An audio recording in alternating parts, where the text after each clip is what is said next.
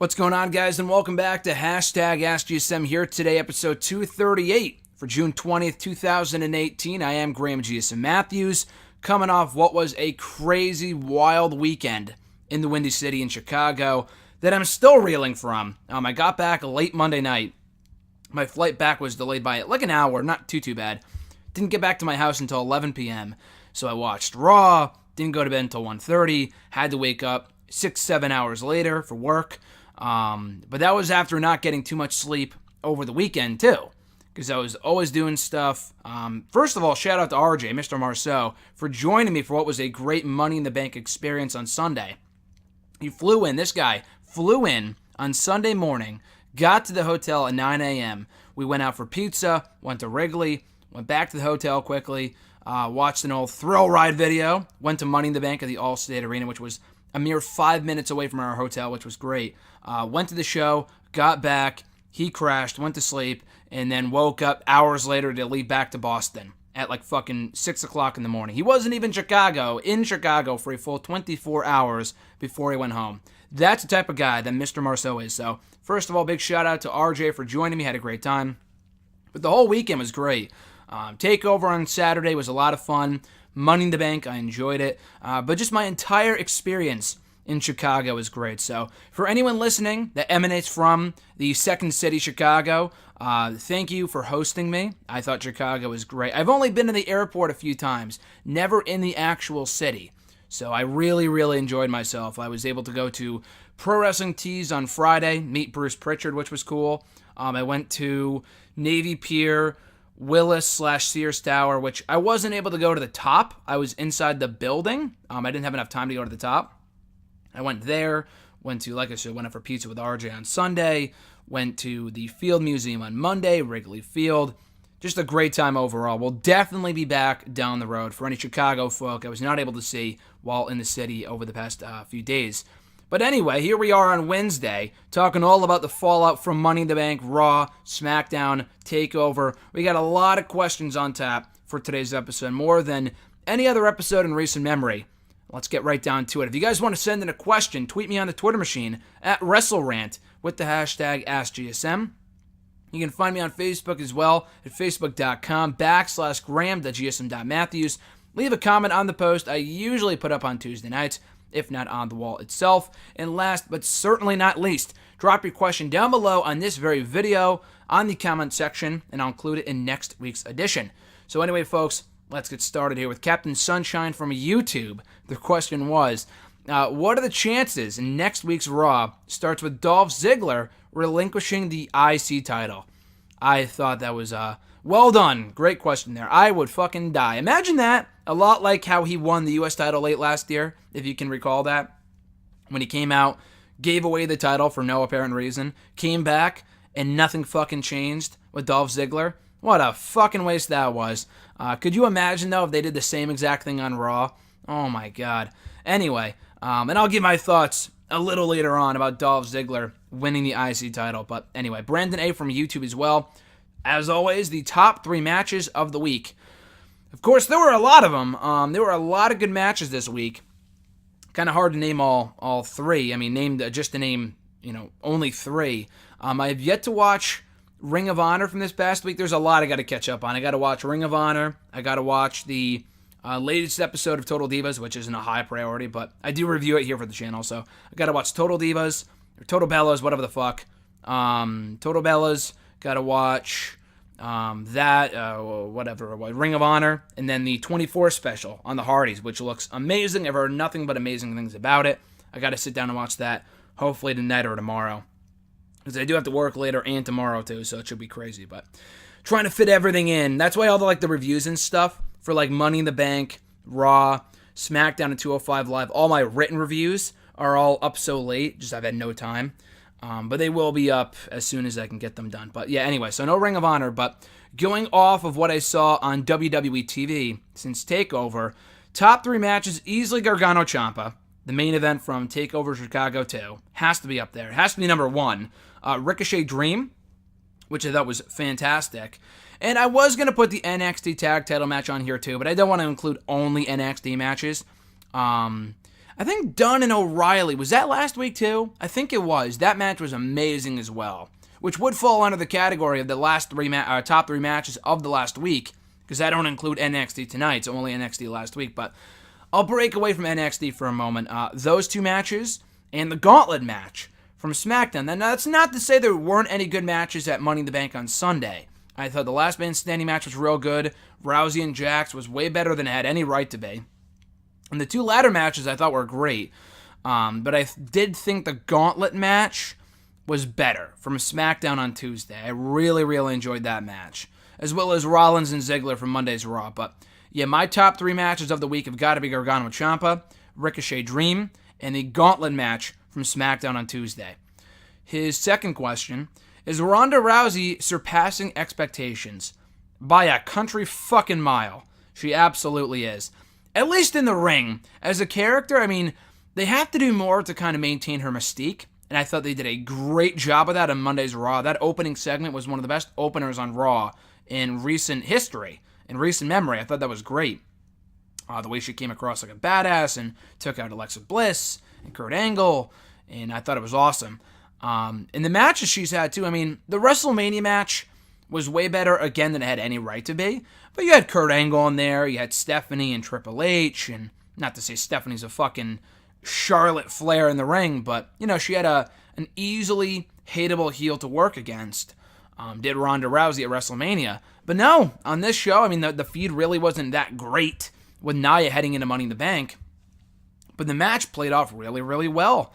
The crowd was very much into it. I enjoyed myself watching it. The finish, I thought, was very well booked. Protected Rousey, protected Jax, got the belt on Bliss. And I'll talk more about Bliss a little later on and the fact that she won the belt. But no, in terms of Ronda Rousey, though, she is really coming into her own as a wrestler very quickly, too. Because she's only been doing this for less than a year. And I don't mean to compare, but I kind of will for a second. It really is amazing to me, and maybe not really because it is kind of a different world. Ronda Rousey comes on over from UFC, from the MMA world, after so many years spent over there, and she takes to this wrestling thing like that almost instantly. Again, at least in the ring. You know, her promos and her mic skills could still use some work. She kind of comes off as a bit phony sometimes, but in the ring, very, very good. Again, at least better than she should be at this stage of her career. Whereas with CM Punk, the guy had been training in UFC for close to 4 years before he had, 2 years before he had his first fight, 4 years before he had his second fight. And the guy's just not good. He's not cut out for it. Now, again, it takes longer to get used to the MMA world than it does WWE. Not to take anything away from pro wrestling, but with MMA, with the UFC, you have to be training for a long fucking time. In most cases, and be on the younger side too, to really excel in the MMA world. You can't do well with a couple of training sessions and then get in there and expect to do well. It takes a long fucking time to do well at the MMA inside the octagon. With pro wrestling, it also takes a long time. But if you get it, you fucking get it. You either get it or you don't. I feel like it's the same thing with MMA. Punk, it's not for him, from what it seems like. With Rousey, pro wrestling, she has done a great job with what she has been given so far. And if this is how good she is already, imagine how good she'll be 6 months from now, a year from now, 5 years from now, if she's still doing it. But no, I'm really happy with Ronda Rousey's progress so far, and she really opened a lot of eyes and turned a lot of heads at Sunday's Money in the Bank pay-per-view. Brandon's third question, are the Undisputed Era suffering from cool heel syndrome, and are babyfaces going to pay the price for it? They are. I mean, I love Undisputed Era, but they are absolutely 110% cool heels. They should be doing more to elicit real heat from the audience. I mean, look at Tommaso Ciampa. The guy's the best heel in the entire business right now, in my opinion. You could disagree, but I think Ciampa is the best heel going right now in wrestling. And people respect that, people love that, but you can't help but boo every single time he's out there. So, I mean, that's purely, again, my 2 cents on it. But with the Undisputed Era, they're amazing, but they're almost too good. I was talking to a casual fan last night, a mutual friend of Jason and I, and she watches the NXT shows with us, the pay-per-views.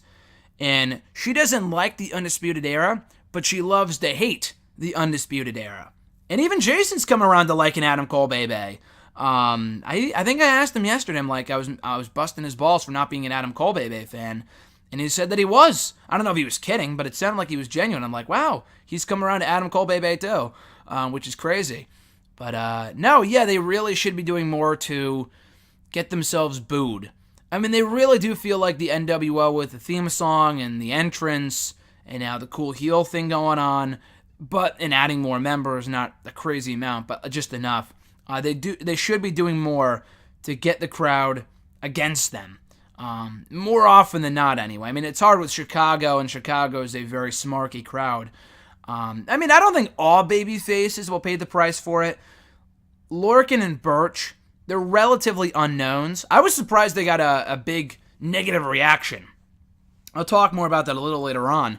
But I was surprised they were booed as heavily as they were early on. I mean, the crowd turned in their favor towards the end, after they kind of earned their respect.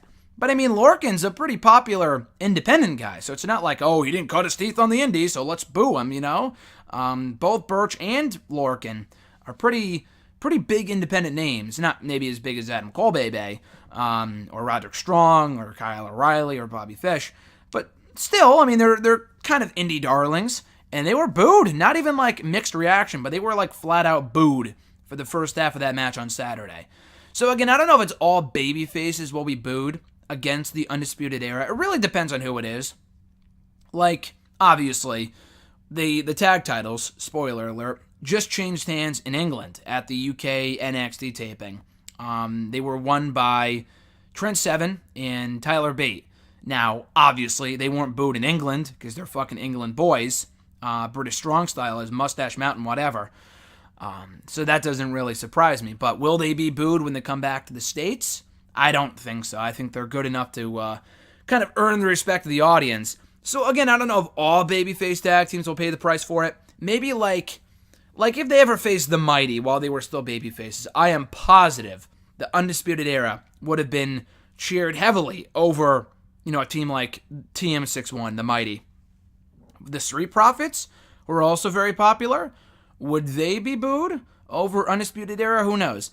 I mean, I could see a situation where both teams are getting cheered. So I don't know. I mean, I don't know about it's going to be widespread, but bottom line, the Undisputed Era definitely should be doing more to be true heels. His next question: what are the agents and producers smoking in the back when they keep giving Roman Reigns matches century-long rest holds? It seems to me that now they are intentionally trying to make him get more hated. I can't even blame it on Jinder, because this also happened during the Samoa Joe match when a year ago those two had good matches on Raw.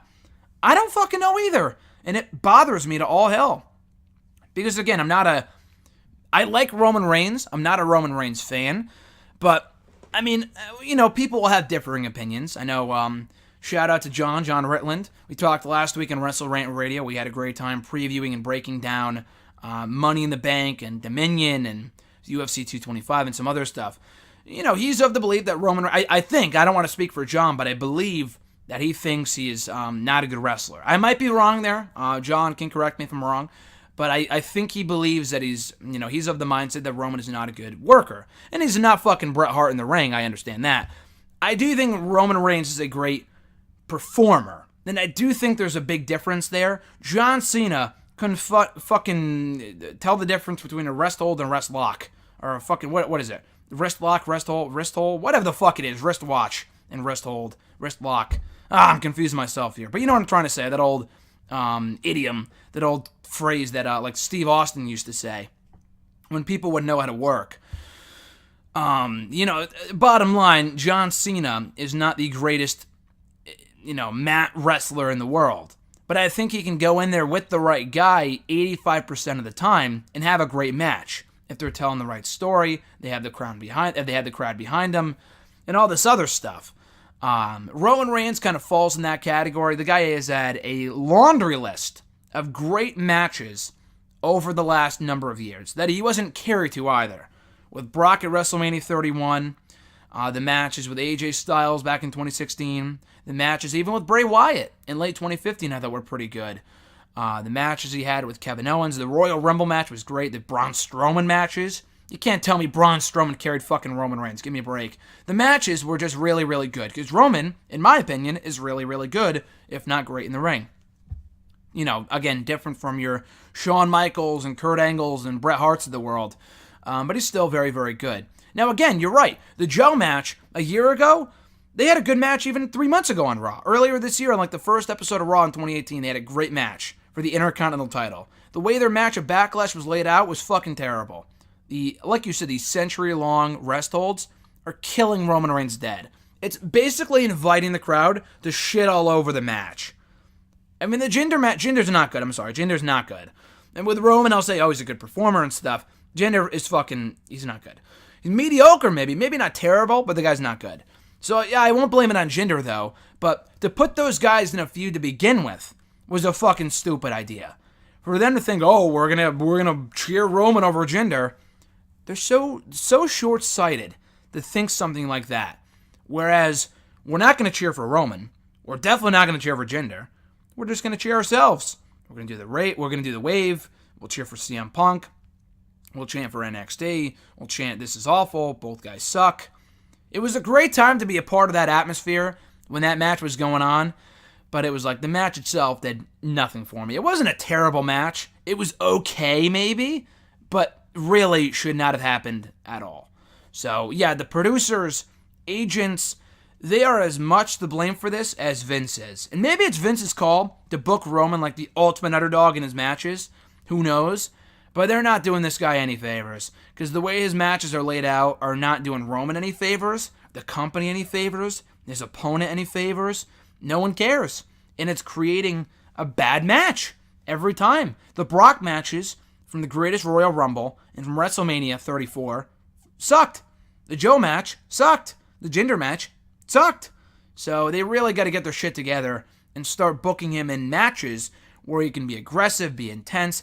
That was what made those fucking, you didn't see AJ putting a rest hold on Roman for fucking 30 minutes when they fought back in 2016. I mean, sometimes with Kevin Owens you would see that. Some of those early KO matches were not great. Not every KO Roman match was an instant classic. Let's be fair here. But their no DQ match, I thought was really, really good. Because it wasn't all rest holds. They were taking the fight to each other. It was intense. It was exciting. It was action-packed. We haven't been getting that recently with Roman Reigns on pay-per-view. So hopefully they can snap out of it and get back to having good Roman Reigns matches where he's not being fucking booked as the underdog, overcoming the odds. Because, again, no one buys it and no one cares. His last question here, who has more heat? Roman with the wrong kind or Ciampa with the right kind? That's a great question. And I can tell you from experience, because I was at Money in the Bank on Sunday for Roman's entrance, and I was at TakeOver on Saturday for Ciampa's entrance. I gotta go with Ciampa. People don't like Roman, and he gets a lot of heat, but I gotta go Ciampa. I think the boost Roman will still get cheered sometimes. Ciampa, doesn't matter whether he's whether he's in Chicago, New Orleans, Full Sail, doesn't matter where he is, he gets universally booed every single time. Constantly. So it's gotta be Ciampa. Roman will still get mixed reactions, depending on the city. Sometimes it's like 80% negative. Other weeks it's like 60% negative, or even less than that. With Ciampa, always 100% heat. No cheers mixed in whatsoever. So easily the one with more heat has got to be Tommaso Ciampa. Joe M. from YouTube, which live experience was the better one overall? TakeOver or Money in the Bank? Good question. Both were very enjoyable. Neither were the best TakeOver / pay-per-views I've ever been to. TakeOver I would even rank maybe like 3 or 4 on my list. You can't beat the 2 Brooklyn TakeOvers that I went to, the first 2, from 2015 and 2016 respectively. Those were better than TakeOver Chicago too. Philly might have been better. I got to go back and rewatch it. I'm not really sure. The one I went to with RJ in January was great too. It might have been better. I don't really remember. I got to go back and look at the card, rewatch the shows. Definitely better than the TakeOver in Orlando that I went to. TakeOver Orlando was not bad. It was pretty good, but wasn't bad. It wasn't great, though. I thought the TakeOver on Saturday that I went to in Chicago, was better than the one in Orlando from WrestleMania 33 weekend. But overall, it was a great show. Money in the Bank was too. I thought TakeOver had some better matches. I'd have to say the better experience overall had to have been TakeOver for a few reasons. One, it was shorter. It was like 2.5 hours. Perfect timing. Money in the Bank was like 5 hours, including the kickoff. RJ and I got there at like 5:15. Didn't leave until like 10:15. Central time, all Central time here. It was late. It was really, really late. You know, they started doing their pay-per-views now 4 hours, not including the kickoff. And even then, it got over late. It went overtime. So anyway, it was both were very fun shows for different reasons. But I'd have to go TakeOver. TakeOver had better seats too. I think they were cheaper because it's TakeOver. Even though TakeOver is the hotter ticket, but whatever. TakeOver was a lot of fun. I was sitting closer, and I got to give a shout out to @TonyKegger, who joined me on Saturday for the show. I bought my tickets off StubHub. Apparently, I got seated in a handicap section. So it was like one of those, like a balcony, but not really, where there weren't actual seats. You would just grab a seat and sit down. The entire front row, like all the seats, there were a bunch of seats up next to the railing, but they were all taken. So we had to sit behind some people. We could still see. I mean, there was only one row of people. I mean, I could stand up if I needed to, and there was no one behind me. So it wasn't a big deal. We were relatively close, though. Closer than I was on Saturday, even on Sunday for Money in the Bank. And on Sunday, RJ and I had a great view, so it worked out well. But point being is that when I was there on Saturday for TakeOver, we had enough room. We weren't bunched together because, at least from where I was sitting, you know, I wasn't shoulder to shoulder with the person next to me. And some people moved. We got front row seats in that section that I was in, and it worked out perfectly. But we didn't have zero room. Where I was sitting on Saturday or on Sunday with RJ at Money in the Bank, there was almost no room. He was sitting next to this big-ass, sweaty guy that RJ was not a fan of. He had to move down a few seats so he could have more room. Don't blame the guy at all. It was a little bit more comfortable, but it was maybe it was just because it was hotter on Sunday. It was hot on Saturday too, but it was really, really hot on Sunday, like close to 100 degrees. It was pretty bad. And they had no AC inside the actual arena, inside, where we were sitting. It was pretty bad. On Saturday, I didn't deal with that at all. I mean, it was hot, but it wasn't like so hot as it was for Money in the Bank on Sunday. So better experience overall. Got to go TakeOver, but Money in the Bank was a lot of fun too. The worst pay-per-view I've ever been to was Hell in a Cell 2016, and RJ knows that. I know that wasn't your question, but that was a lot of fun too for different reasons. But that was easily the weakest, maybe not the worst, but I think weakest might be a better word. Weakest pay-per-view I've ever been to. Money in the Bank was really, really long, but it was fun, so I can't complain. Joe's second question: will WWE Super Showdown in Melbourne be the destination where they decide to give the Cruiserweight Championship to Buddy Murphy? I did not even think about that, but that would make perfect sense. I didn't think they would put it on him anyway recently when he faced Cedric for the belt. Cedric just won the championship. There was no reason to take the title off him so soon. But if they want to hold off and maybe put the belt either on Hideo Itami or Mustafa Ali before then, or even keep it on Cedric, I have no problem with that. But it is only 3 or 4 months away. I would hold off to put the belt on him. I mean, he should win the belt at some point. The guy's really, really, really good. I fear what they might do with him on the main roster. So hopefully by that point, he's still on 205 Live. And that's where they have him win the belt. A lot like what they would have done with Hideo Itami a few years ago when he was supposed to win the NXT title in Japan at Beast in the East, but then he got hurt. Balor was a nice second choice, though, considering his history in Japan. So he was a nice consolation prize. But it would have been a major pop. A lot like it was with Balor, but it might have been even bigger if it was Hideo Itami winning that belt in Japan instead of Finn Balor. And I feel like we might get a similar reaction even in Australia with Buddy Murphy, considering how good he's been recently and how much he does deserve a run with that title at some point or another. His next question, do you think it was a mistake to have a guy in Heath Slater who is over with the fans, naturally charismatic, and more than capable in the ring, go back to being a permanent jobber rather than a permanent mid-carder after his rise in 2016? The only time I've ever really felt that Slater should be pushed at the mid-card level was in 2012, when he was doing the Legends stuff, And he actually got over as like the lovable loser in the heel role. But I thought he should have been the one to beat Christian for that IC title at some point. Who, Christian was a champion at the time. With that, I mean, Slater and Christian, they had history dating back to that original incarnation of NXT, which was terrible. But Slater was Christian's rookie. They worked well together, and Slater had really gotten over big in the summer of 2012, and then he went back to being the jobber. I really had no desire. When he got over in 2016, it was cool. It was a lot of fun, but it really had a short shelf life. The thing with him and Rhino died out after like 2 or 3 months. After a while, it's like, okay, been there, done that. There's really not much more you can do with the act. And it wasn't like, oh, they're wasting Heath Slater. Dude, at a time when we have so much star power, and we have so many names that they aren't even doing anything with, Slater is at the bottom of my list of people I would like to see pushed. Like, who cares? He had his time. He's been in the company now for, like fucking 10 years? The guy's a good jobber. He plays his role really, really well. He should not be a mid-carder over guys like even Ty Dillinger. He's another guy that had a short shelf life with a 10 gimmick, but even he's better in the ring than Heath Slater. So, Heath Slater was never going to get beyond a certain level in 2016. A lot like he did in 2012. I mean, again, maybe like a one-off run with the IC title would have been cool, a la Santino Marella, many years back. But Slater I never really saw ever, even during his Nexus Core days, 3MB, Social Outcast, what have you, never saw him as a mid-carder. There's so many guys in the company now they're not doing jack shit with. Fucking Mike Kanellis can't even get on TV. Who's not great, but I think he's better than Slater. There's many, many more people they could have been doing stuff with at that point, and even could be doing stuff with now compared to Heath Slater, who, again, is a great jobber, and every company needs jobbers, a lot like Kurt Hawkins. I think he plays that role very, very well.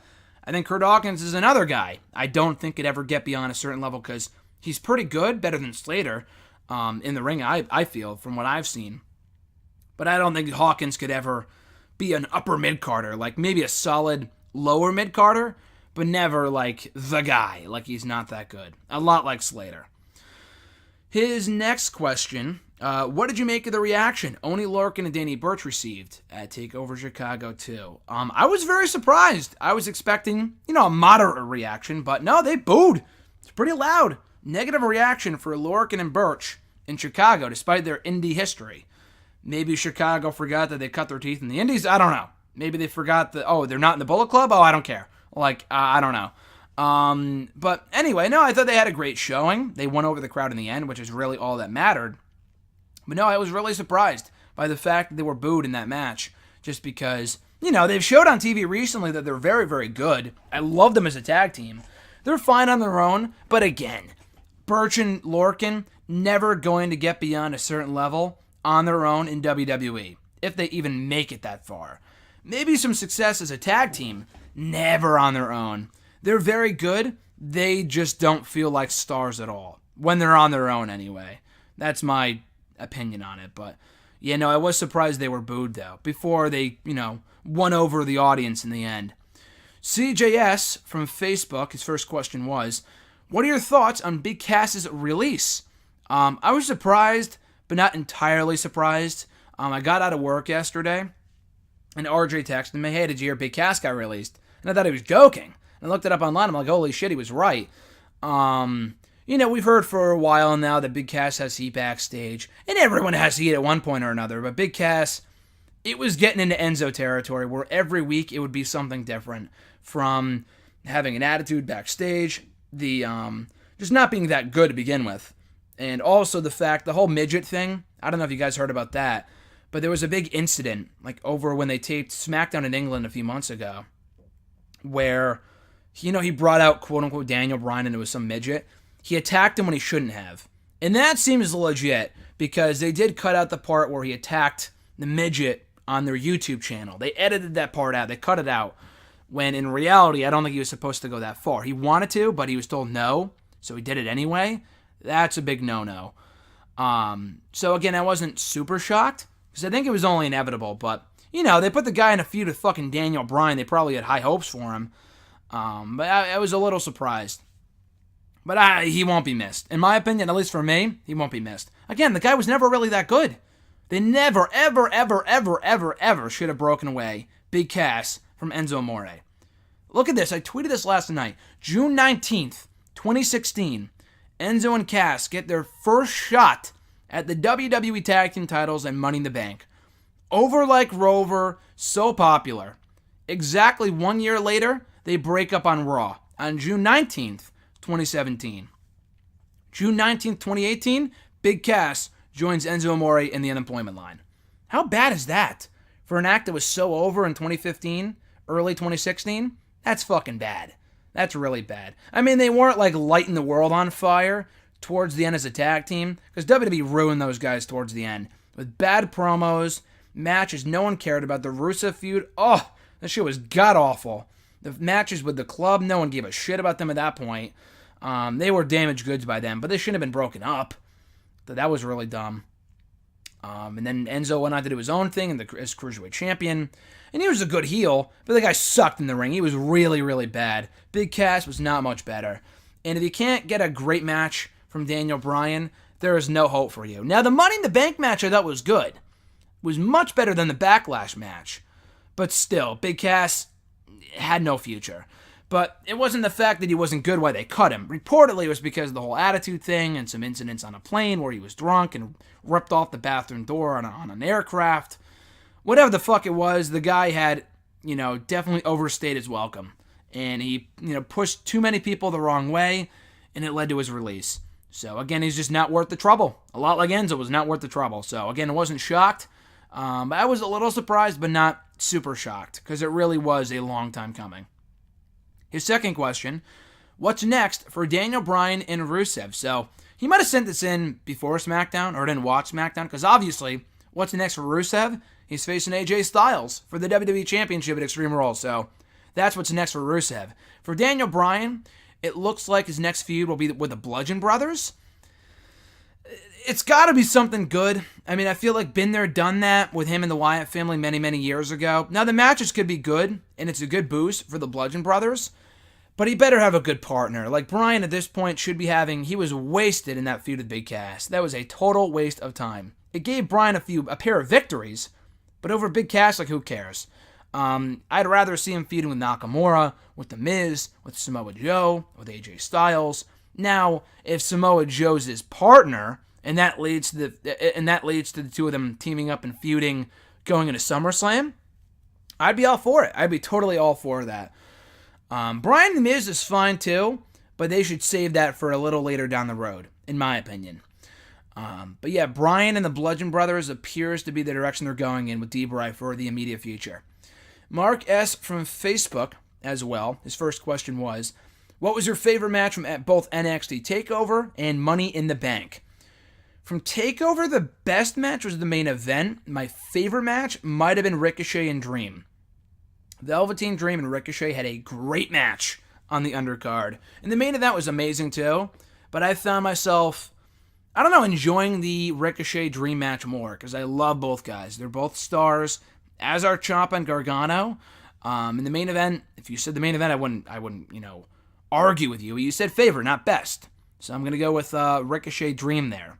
For Money in the Bank, it's tough, because the two ladder matches were the best of the show.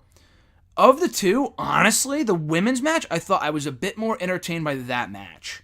I thought the men did a great job too. And the women's match had its, some issues.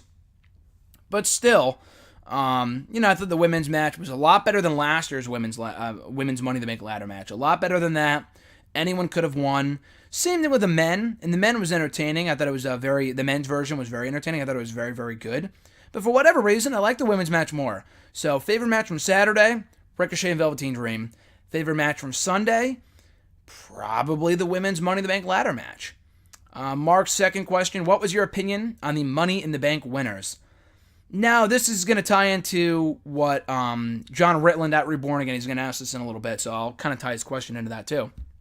My opinion on this is that with Bliss, for anyone saying that she didn't need it, I agree, because she was already champion a few months ago after being champion for like fucking 2 years on SmackDown and Raw. I agree, but, Becky Lynch could have used it, but Braun's a babyface. they could not have two baby faces win both briefcases. Maybe two heels, but it would be weird if they had two baby faces win two briefcases, because they're going to cash in probably not opportunistically, but like in advance. And Becky, that's what she should have done. So if they were going to have Braun win, they didn't need to have Becky win too. Becky will get her time, I feel. I mean, I was disappointed she didn't win, but Bliss is not a bad choice. Lana could have been much worse. She's fucking terrible. I know she's over, but she's not good. She actually had a decent showing in this match, in the women's Money in the Bank ladder match, but she should not have won. And anything is better than Natalya. God, that was so predictable. I'm so happy they didn't do that. So yeah, with Bliss, I didn't mind it, because it did lead to what we got later on, with her winning back the belt from Jax and interrupting the Rousey-Jax match in logical fashion. So I didn't have a problem with it. I thought it was cool.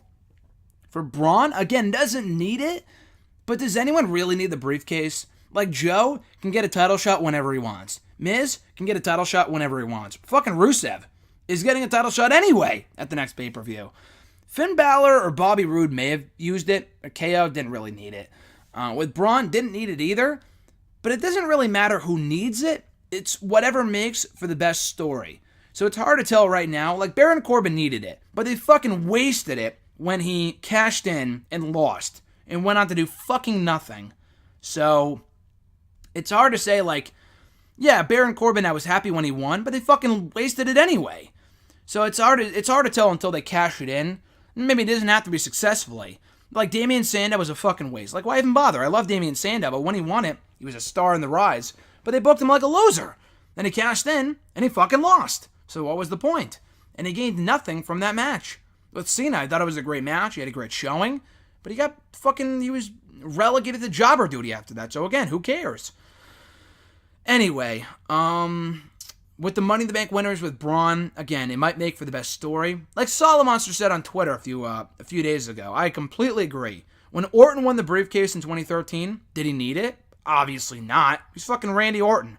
But it made for a great swerve at SummerSlam when he cashed in on Daniel Bryan and turned heel. So it's not a matter of who needs it. It's whatever makes for the better story. And Braun beating Brock is this story they need to tell. I know Braun could have won that upcoming multi-man match at Extreme Rules to face Brock again, but I don't really want another Brock-Braun match, one-on-one. I really don't. I don't care about that match. It wasn't good at No Mercy. I don't want to see it again. But if they have Braun cash in on Brock for a minute-long match, I'm fine with that, or even Roman Reigns. So I think Braun was a good choice. And then Alexa Bliss, I thought, was also a good choice, because, again, anything is better than Natalya at this point. Mark's third question: between all the options that Cedric Alexander has to face next, who would you like to see him face, and would you put the match at Extreme Rules with a stipulation on it? Hideo Itami seems to make the most sense. He just won that three-way last night, beating Mustafa Ali and Buddy Murphy. Very good match, by the way. I don't know if I would put the match at Extreme Rules. I wouldn't put a stipulation on it. The feud's just starting. There's really no need for it to be a steel cage match. I mean, I guess you could put the match on a pay-per-view, but would Triple H be booking those guys? Like, that's the question. On 205 Live, Triple H has complete control of the cruiserweights. I don't know if he does on Raw or on pay-per-views. Like, that's the problem. I'm not really sure. I mean, Cedric and Mustafa had a great match on the WrestleMania kickoff show, so maybe he does. But if we're going to have multiple matches from Raw, multiple matches from SmackDown, then it's not really necessary. Just keep it on 205 Live, where it can go for a long time and get a better reaction. I mean, maybe the main roster, maybe like the pay-per-view crowds would be kinder towards the cruiserweights, but I feel like they would get bored real quick. Whereas with the crowd after SmackDown, I mean, it would be a lot better if they were a Full Sail, obviously. But they win over the audience sometimes. They're great matches. So I can't really argue that with putting it on the on the pay-per-view, that it would be, if they put it after SmackDown, it might get a better reaction than if they did it at Extreme Rules. Because I feel like the crowd would poop all over it because they don't follow 205 Live, they don't care.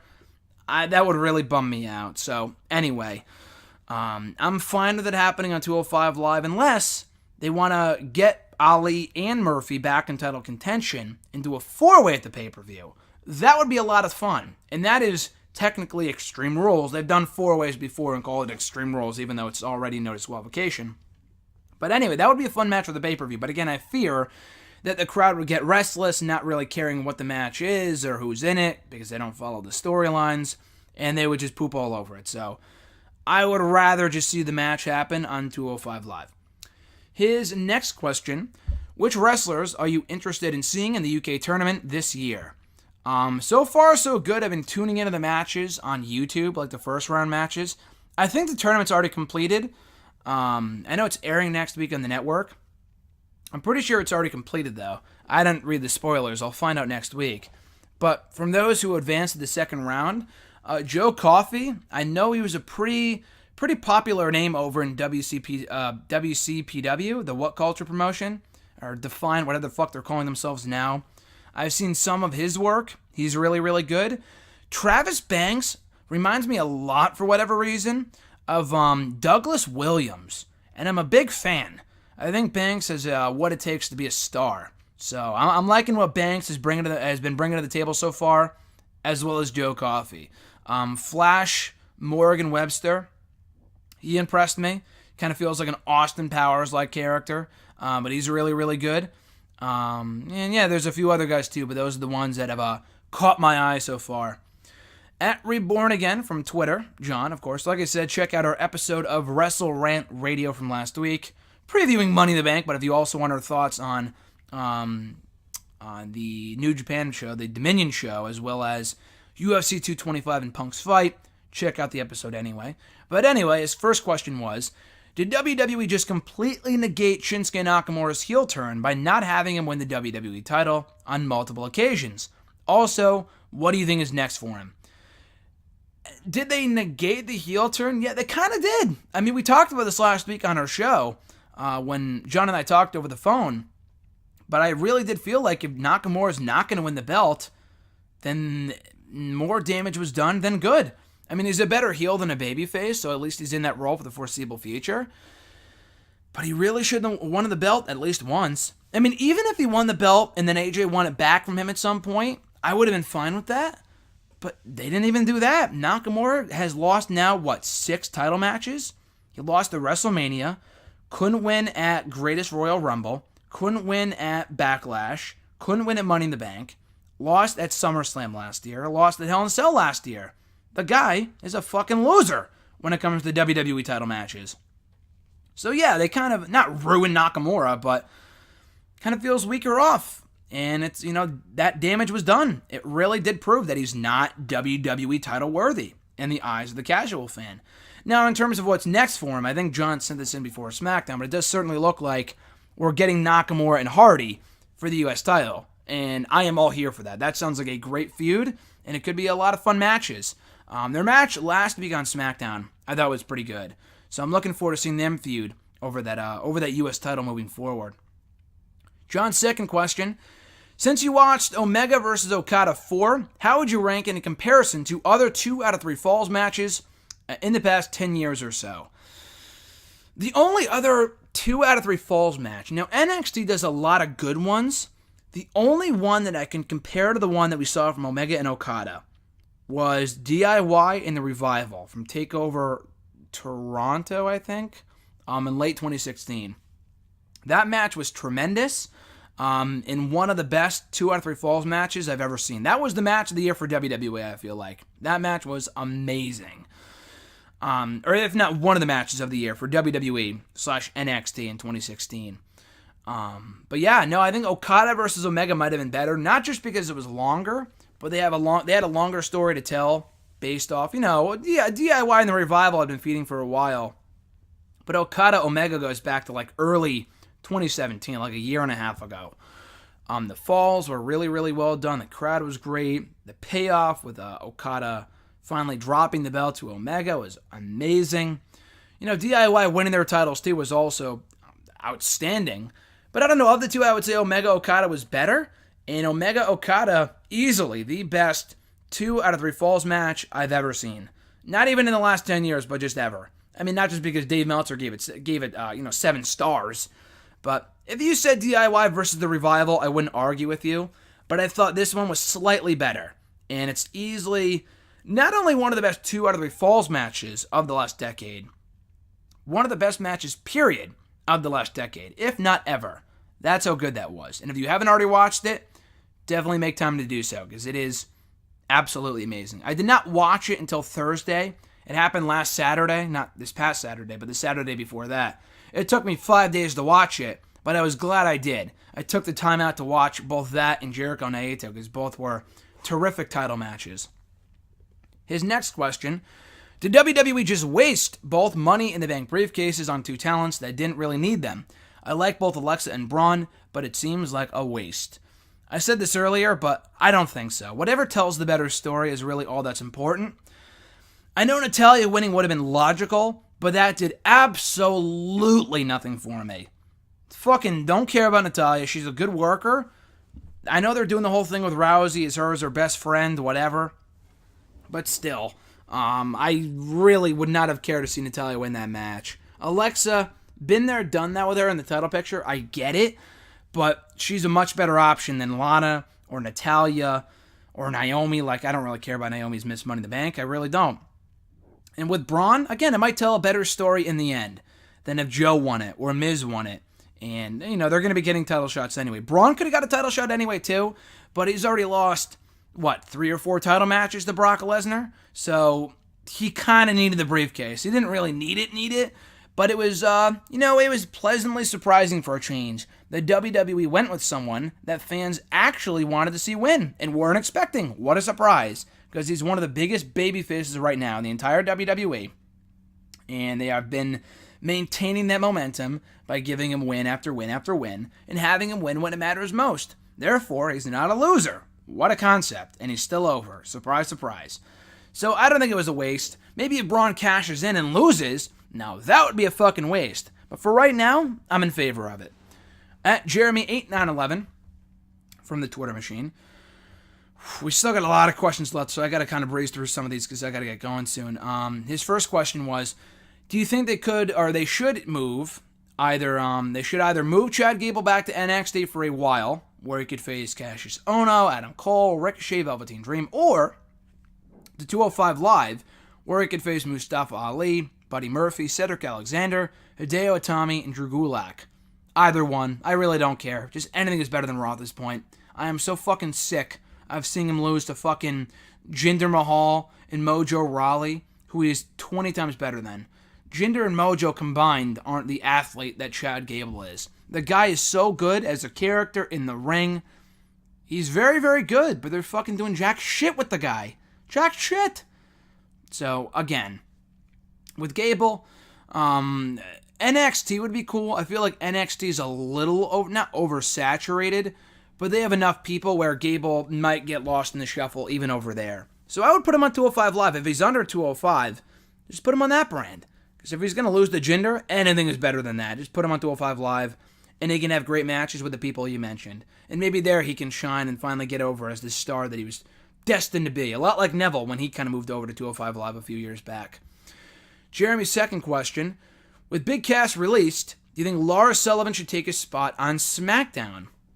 You know, it's really funny you mentioned that because I got to give credit to you, Jeremy. I don't know where you saw it, but I saw you tweet over the weekend that you saw a rumor after TakeOver that Lars Sullivan could be getting called up. And now that even makes more sense now that Big Cass got released. They kind of need someone to take his place. Big Cass's place, that is. I hope not. I mean, I think SmackDown has enough people where they don't really need him. They don't really need Lars Sullivan on SmackDown. And Sullivan's not ready anyway. Now, I know he just went for the NXT title. There's really not much place to go beyond losing to Black. But he needs more time and developmental. Now, I wouldn't complain if he got called up soon, but I feel like he would fizzle out a lot like Apollo Crews did, where he got a title shot in NXT, lost, came up to the main roster, and they had nothing for him, and he floundered. Sullivan is better than that. I'd rather see him down in NXT for the foreseeable future. Sullivan and Keith Lee could be a lot of fucking fun. So I hope they do that before he gets called up. Maybe after SummerSlam, I could see that. Sullivan on SmackDown or Raw. But for now, he's better right where he is in NXT. I see what you mean with him kind of filling the void that Cass left behind. But they already have enough heels between Rusev, Joe, Miz, Nakamura, Andrade. They don't really need Sullivan right now. The guy would get lost in the shuffle real quick. At RJ_Marceau, my brother Mr. Marceau, his question was from the Twitter machine. I know people are pissed Becky Lynch did not win the briefcase, but if James Ellsworth is still with Carmella, who better than to beat Lynch at SummerSlam, since Ellsworth was the one to screw her out of the briefcase last year in the first place? What are GSM's 2 cents? I love it. I love that idea a lot. I like Asuka. It just does not feel like the right time to take that title off of Carmella. It doesn't feel like Asuka should be the one to beat her for the belt. Now, Asuka needs a big win. She has not been the same since WrestleMania, not just because she lost, but she doesn't feel special remotely anymore whatsoever. Becky, though, she was mega over in Chicago, which, again, should not be the case, theoretically, because she lost so much. So why would she be over? But people are still very much behind Becky for whatever reason. So again, I like that idea a lot. Hopefully she is the one to beat Carmella for the belt at SummerSlam, and she kind of thwarts the interference from James Ellsworth, and then Becky gets the belt back by beating Carmella. That would be some amazing storytelling, because like you said, she almost won the briefcase last year, but didn't because of Carmella and Ellsworth. So then if her claim to fame in becoming champion again is by beating Carmella by taking out James Ellsworth, that's the best story to tell. So I really hope that is what ends up happening. I don't think it will, because his company is WWE after all, but it would make the most sense, and I think people would be very happy to see it happen at SummerSlam. At John_Gentle from Twitter, WTF with Big Cass's release. I already kind of talked about that before. My thoughts are from earlier on in the episode. At RyCoach27, who do you think would be a better NXT champion, EC3 or Ricochet? In my opinion, both of them would be great champions for the brand and could do amazing things with a title run. I like EC3 a lot. I think he does have kind of like champion written all over him, a lot like Bobby Roode did when he won the belt about a year ago. I gotta go with Ricochet, though. Ricochet is infinitely better in the ring. The guy is riding a wave of momentum right now. He is so over. EC3 is doing well for himself, too. Gotta go with Ricochet, though. Ricochet is champion. The matches he could have with Gargano, with Black, with Ciampa, with Velveteen Dream over the belt are unlimited. Just endless. Adam Cole, baby. Everybody. There's a lot of people on that brand Ricochet could have an amazing match with that title up for grabs. So, yeah, EC3 is a good choice, but I would have to go, if I, gun to head, if I had to choose, Ricochet is the one I would put the belt on, and it would definitely have a better run as NXT champion. At CD_the Music Man from Twitter, who takes the NXT championship off of Aleister Black? So, timely question here, coming off the last question. Not EC3, not Ricochet, but Johnny Gargano. I mean, I guess I could see it being Ciampa in Brooklyn. I know that was teased on Twitter recently, but I don't know. I'd rather see it be Gargano. Gargano is the only one to date to pin Black. And they did that, I feel like they did that by design, because they had Sullivan in that match. They had Killian Dane. He could have pinned either one of those guys, but no, he pinned Aleister Black. So to me, there's something to that.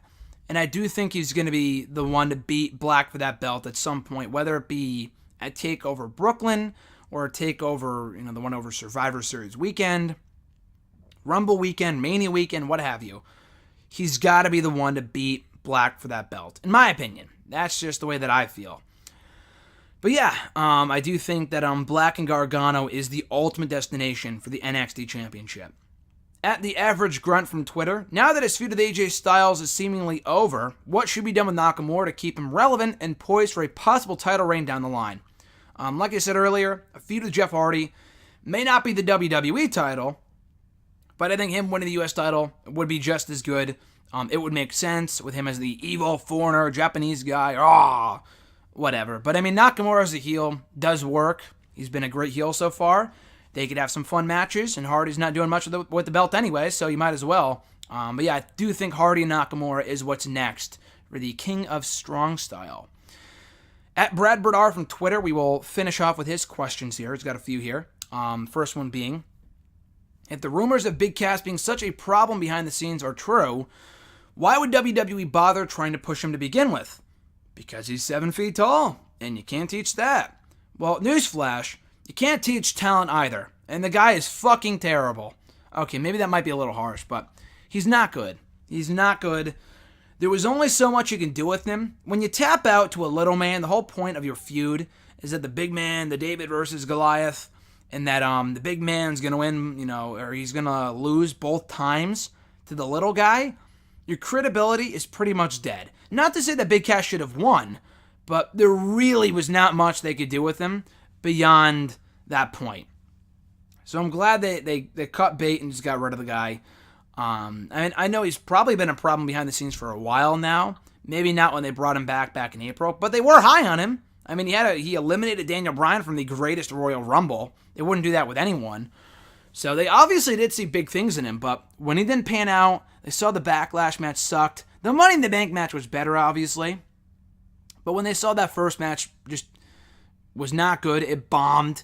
And then his promos fucking bombed. And then he had an attitude backstage, so he bombed there too. Then you cut bait and get rid of him. So I can't say I'm shocked, like I said earlier. But they pushed him because they saw 7 feet. They saw that he was 7 feet tall. Oh my God, we need this guy as a world champion right fucking now. Who cares? The guy's not good.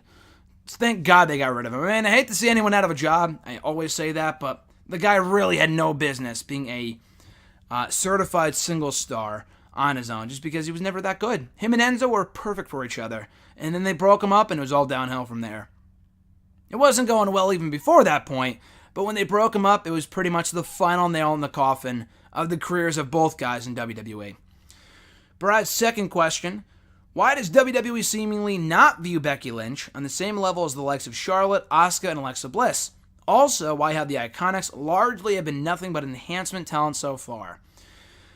With Becky, I don't know. I mean, they know that she's over. Maybe it's because she's too Irish. A lot like Cesaro. Remember Vince McMahon a couple years ago when Stone Cold asked him point blank, why are you not doing more with Cesaro? And Vince said, which was comical, he said, he's too Swiss. Of course, he's too Swiss, damn it. Makes absolutely no sense, but whatever. But yeah, with Becky, Charlotte's their girl, the daughter of Ric Flair, so obviously that. Asuka has a presence about her that Becky just doesn't have. I mean, not really anymore, but Asuka's like a legitimate badass. Alexa Bliss can cut a better promo than Becky does, so they can all do things better than Becky, but no one has a better comeback in the women's division right now than Becky Lynch. No one is more over as a lovable loser than Becky Lynch. So again, maybe that's why they don't see her on the same level, but she is. She's every bit as good as those girls in different departments. She's also ravishing. She's just a beautiful girl. She is super over, and she can have a great match. So hopefully it's not long before, like RJ said earlier, she has gold around her waist again. Now with the Iconics, they're not being buried. I saw someone say last night, they're being buried. Like, okay, they're not winning a lot. They didn't win a lot in NXT anyway. So what's different?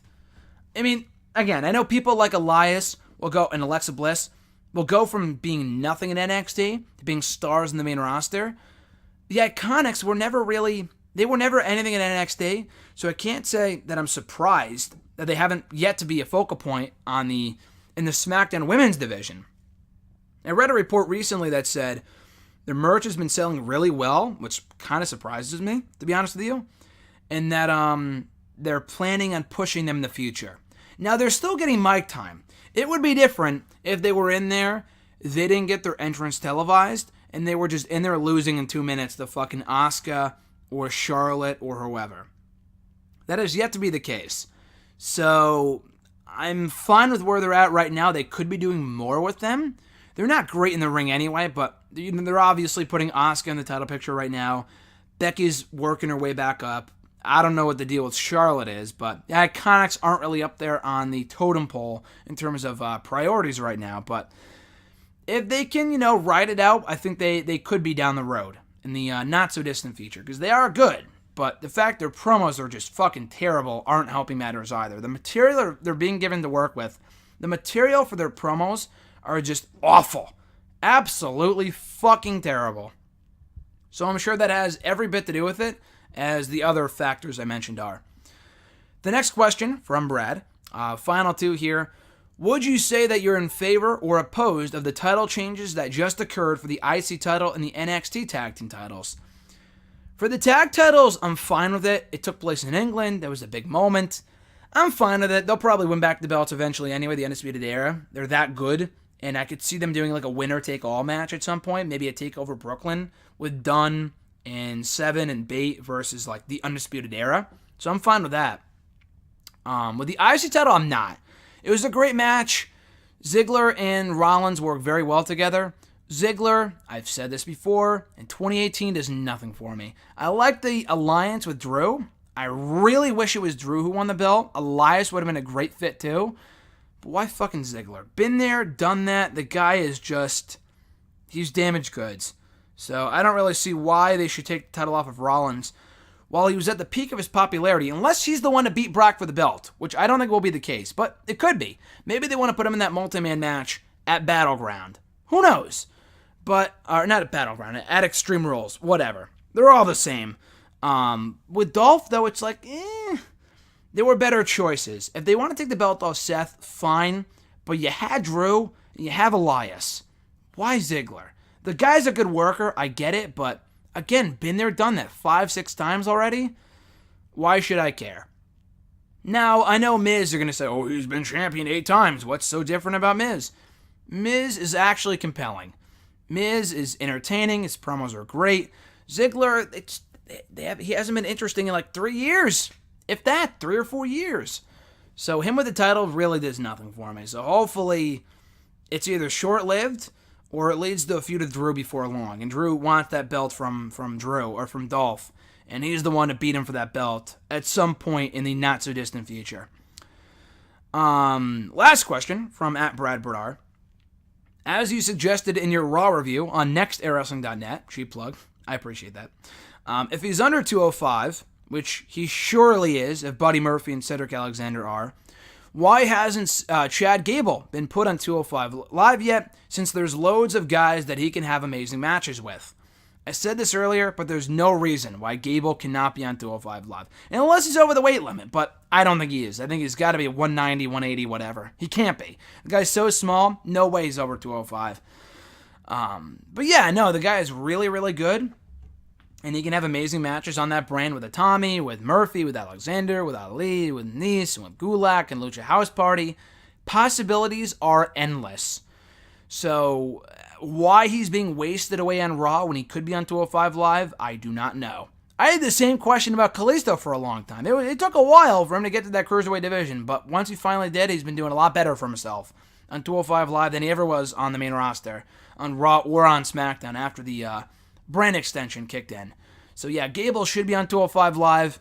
I don't see why not. The guy is great, and it just kills me to see him jobbing to fucking Mojo Rawley and Jinder on Raw, when he could be doing so much better on another brand. Not even on SmackDown. I think on SmackDown he'd be underutilized too with the talent, with the amount of talent they have over there as well.